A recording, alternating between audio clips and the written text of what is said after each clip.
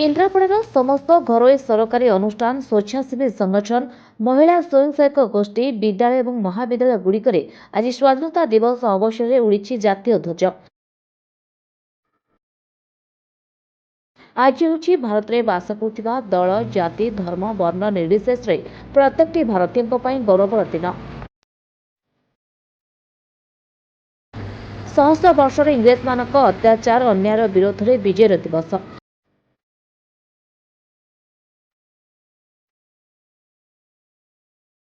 आज केन्द्रापड़ा जिलार सदर महकुमारू आरंभ कर सबु अनुष्ठान रे स्वाधीनता दिवस को खूब धूमधाम रे पालन करा जायछि। केन्द्रापड़ा पौरांचल 21 नंबर वार्ड रे महिला स्वयंसहायक गोष्ठीर महिला मानक द्वारा जातीय पताका उत्तोलन करा जायछि।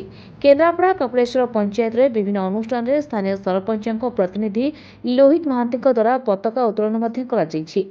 सेहिपरि केन्द्रापड़ार मानवाधिकार संघ पक्षर जातीय पताका उत्तोलन करा जायछि।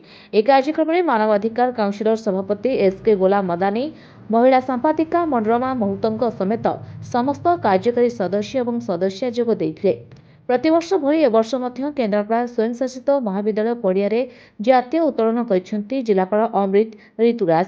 ता सहित जिलास्तरीय कृति प्रतिभा प्यारेड करुवा एनसीसी ट्रुप स्कूल ट्रुप को पुरस्कृत करथिले जिलापाल।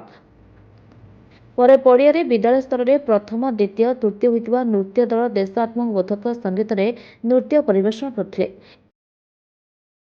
केन्द्रापड़ा जिला प्रतिनिधि उमेश पाठी रिपोर्ट उत्कल न्यूज लाइव।